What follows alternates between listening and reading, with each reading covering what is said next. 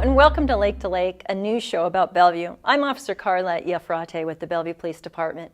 In this edition, we'll share stories about how to avoid home burglaries, winter driving tips, and New Zealand mud snails. But first, let's check headlines from the past month. 2 city parks, one in South Bellevue and one downtown, are planning to broaden their offerings. The City Council approved the acquisition of a 14-acre property next to South Bellevue Community Center at Eastgate Park. The purchase will make it possible to expand the popular challenge course and add forest trails. Also at Bellevue Downtown Park, plans were unveiled recently for Inspiration Playground.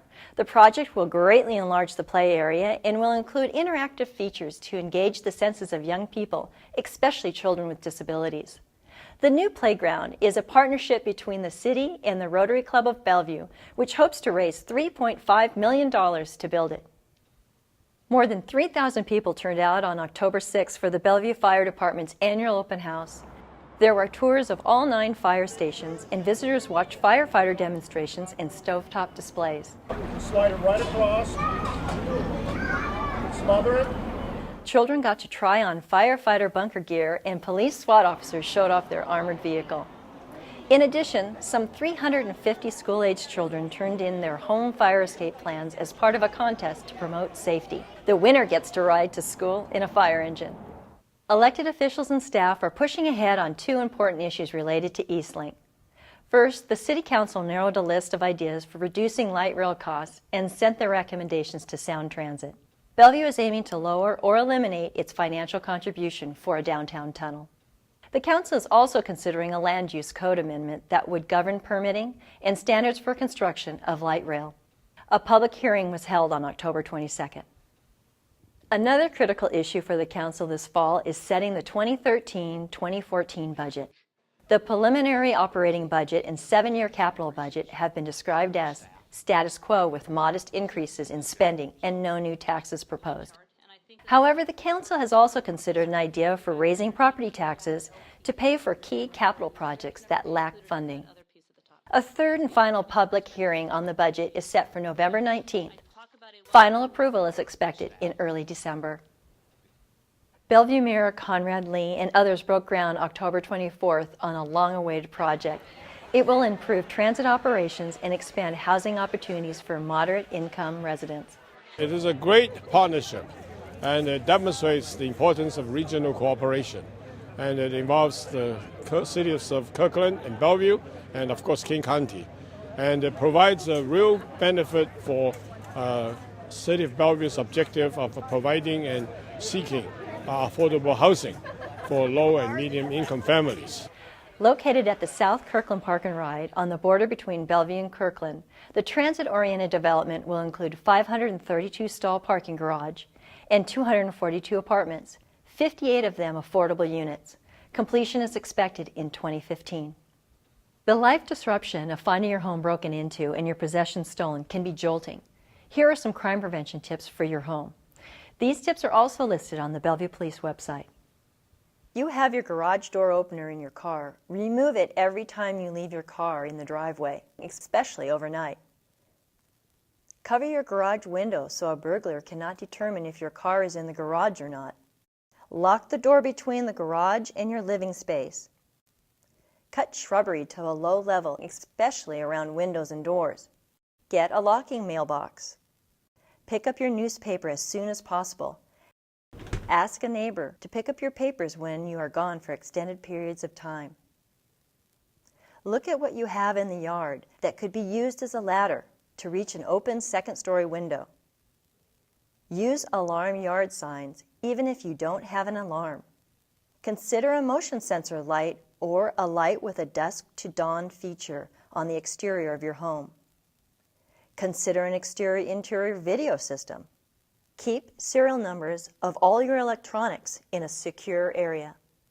A different sort of unwanted intruder was recently discovered in 2 Bellevue streams. Kit Paulson, a wildlife biologist for the city, tells us what we can do to prevent the spread of the New Zealand mud snail. New Zealand mud snails are really tiny, less than 1 millimeter long, but they replicate by cloning, and so their offspring, it only takes 1, and then they clone multiple times, and so you can get millions within a few years. and they can crowd out our native snails and insect populations in the stream. In addition, they can survive being eaten by a fish, so the fish actually starve to death by eating them, and they can carry them to other areas. We first found out about mud snails and Bellevue streams in Kelsey Creek this year in August, and we feel that they probably came here on someone's shoes or boots. The snails have a trap door that closes very tightly, so they can survive being out of water for days. And so somebody that walked in a stream that had mud snails, there's one in Seattle called Thornton Creek, and then came over to Bellevue and stepped in our stream, can transfer them. Once mud snails are in a stream, there's nothing we can do to get rid of them. They're there, and they have no natural predators, so they will overwhelm the stream. And so the best thing we can do is keep them from getting into a stream. To keep from spreading the mud snails, try to avoid going into streams if you can. Before leaving a body of water, clean off any sediment, debris, or organisms, and drain the water used to clean the equipment back into the stream. Rinse all surfaces of your boots with hot tap water, and then soak the boots in ammonia or 409 degreaser for 10 minutes before drying. Dry the gear for 48 hours before reusing. Although forecasters are predicting a drier winter in the Northwest this year, it's always wise to prepare for snow and ice. Here's some useful information to help you brush up on those winter driving skills. Well, AAA and the City of Bellevue both play big roles when we do have snowstorms, and certainly Bellevue is very concerned about the safety of all of their citizens, and number one, they want to make people aware of just what's going to happen when the snows fall. So our main focus for this program is really to get us all to think just a little bit ahead. Where are we going to drive when the snow comes? What routes are going to be the best for us? Am I ready? Do I know how to drive on the snow? Is my car ready? And if I'm not comfortable with driving on the snow, it's okay to stay home. I recommend that people always carry good warm walking shoes in their car, good warm jackets, those kinds of things. Even for during the summertime, earthquake preparedness kits are good. They should have some water and some food in their car. The items that it would take for them to be comfortable while they're waiting for someone to come and help them. So if they do find themselves stranded, it's important that they be warm and comfortable. If you are in an area where you know that there's lots of hills, be really cautious, have those chains ready, and know how to put them on your car.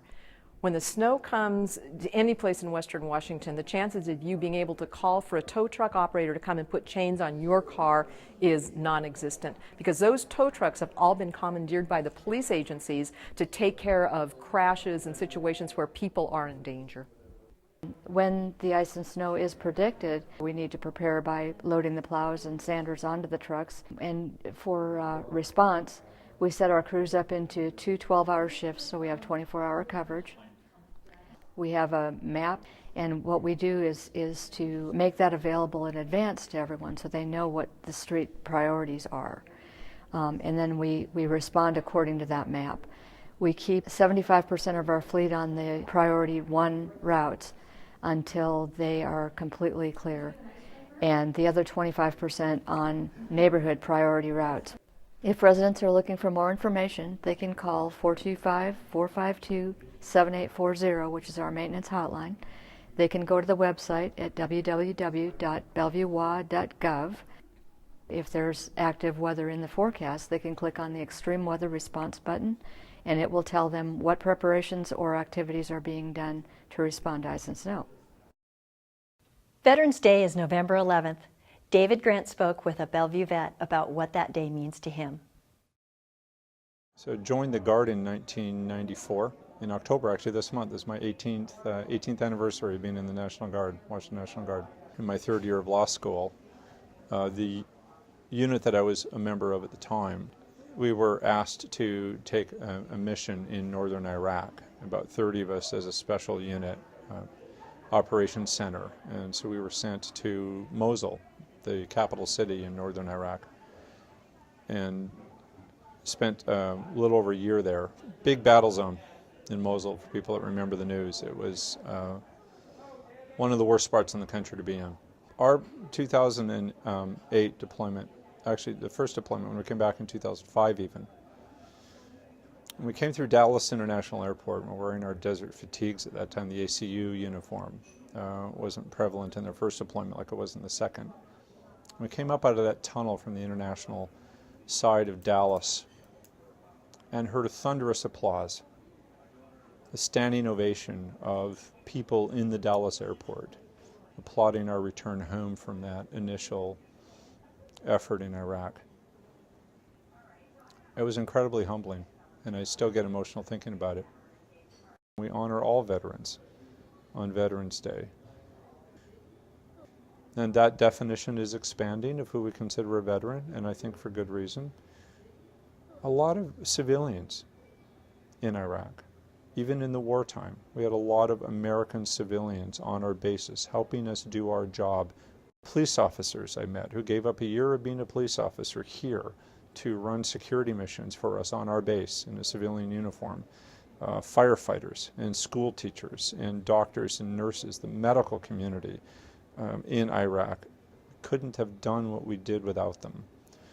And they, to me, are part of the American veteran community. They weren't wearing a uniform, but we couldn't have done what we did without them. And I think we are, as a community, embracing and expanding to say that Veterans Day is a celebration of all of them. Veterans Day, to me, is first and foremost a countrywide thank you to everyone, uniform or not, who steps forward and plays a role in a campaign like that. There are times when people, Veterans Day is going to work for them. There's nothing really different. Times when people might just fire up a barbecue or it's an excuse or a reason not to go to work. We've given people that right. And whatever people want to do on Veterans Day is fine with me. Because in the United States of America, it's their right to do that. And now, take a look at some upcoming events during this busy time of year in Bellevue. November 9th through the 18th, see Snow White performed by the Bellevue Youth Theater. Tickets are $10 and $12. For more information, call 425-452-7155 or email byt@bellevuewa.gov. November 13th, come to the Veterans Day Dance from 2 to 4 p.m. at the North Bellevue Community Center. Sounds of Swing will perform. The cost is $3 per person, payable at the door. For more information, call 425-452-7681. November 23rd, noon to 2 p.m., bring the kids to Youth Appreciation and Safety Day at the Bellevue Aquatic Center. Free t-shirts will be given to the first 50 children ages 12 years and under. Raffles will be held throughout the event. The cost is free for ages 12 and under, $6.25 for ages 13 and up. Pre-registration is not required. For more information, call 425-452-4444. November 23rd to the 25th, see the Bellevue Youth Theater present Annie at the Maidenbauer Theater. This is the classic Broadway musical with dancing, singing, and song. The show is appropriate for all ages. Tickets are $10 and $12. For more information, call 425-452-7155 or email byt@bellevuewa.gov. November 27th through December 1st, come to the Hilltop Holiday Craft Show at the Northwest Arts Center. The show runs 10 a.m. to 8 p.m. November 27th through the 30th and 10 a.m. to 5 p.m. on December 1st. Enjoy thousands of handcrafted items. Admission is free. For more information, email nwac@bellevuewa.gov or call 425-452-4106. In November 30th through December 9th, see Clara and the Nutcracker at the Bellevue Youth Theater. It's a delightful experience for the entire family. Tickets are $10 and $12. For more information, call 425-452-7155 or email byt@bellevuewa.gov. That's our show for today. For more information about the segments featured in this newscast, please visit us online at bellevuewa.gov. I'm Officer Carla Iafrate. Thanks for watching this edition of Lake to Lake.